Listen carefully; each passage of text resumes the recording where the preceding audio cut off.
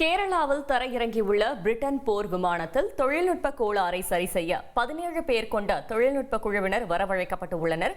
கூடுதல் விவரங்களோடு இணைகிறார் செய்தியாளர் பிரசாத். வணக்கம். இந்த 17 பேர் கொண்ட குழுவினர் என்ன தெரிவிக்கிறார்கள்?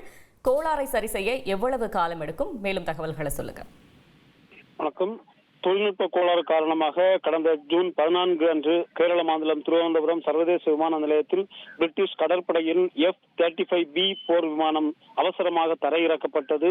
தரையிறக்கப்பட்ட விமானம் திடீரென அங்கிருந்து புறப்படுவதற்கு இயலாத நிலையில் அந்த கோளாறு ஏற்பட்டதால் அதை சரி செய்வதற்கான பல்வேறு கட்ட நடவடிக்கைகள் மேற்கொள்ளப்பட்டது. ஏற்கனவே 2 மெக்கானிக்குகள் 2 பைலட்டுகள் வரவழைக்கப்பட்டு அதை சரி செய்ய முயற்சி செய்தாலும் அது தோல்வியடைந்த நிலையில் தொடர்ந்து மேற்கொள்ளப்பட்ட ஒரு முயற்சியின் காரணமாக தற்போது 17 பேர் கொண்ட நிபுணர் குழு வருகை தந்துள்ளது.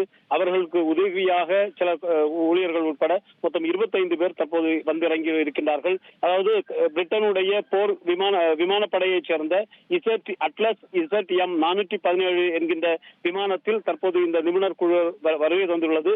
உடனடியாக அதை சரி செய்து இங்கிருந்து மீண்டும் அதை பறத்தி கொண்டு செல்வதற்கான நடவடிக்கை மேற்கொள்ளப்பட்டுள்ளது. ஒருவேளை அது முடியாமல் இருந்தால் அந்த விமானத்தை அங்கிருந்து அதனுடைய சிறகுகள் உள்ளிட்ட பாகங்களை பிரித்து சரக்கு விமானத்தில், அதாவது பிரிட்டனுடைய போர் சரக்கு விமானத்தில் கொண்டு செல்லவும் முயற்சி மேற்கொள்ளப்பட்டுள்ளது. உடனடியாக அந்த பணியை துவக்குவதற்கு அந்த நிபுணர் குழு தயாராகி வருகிறது. தகவல்களுக்கு நன்றி பிரசாத். ட்ரெண்ட ஃப்ரெண்ட் ஆக்கிக்கோங்க. தந்தி டிவியின் சப்ஸ்கிரைபர்ஸ் அண்ட் ஃபாலோவர்ஸ் குடும்பத்துல நீங்களும் இணையுங்க.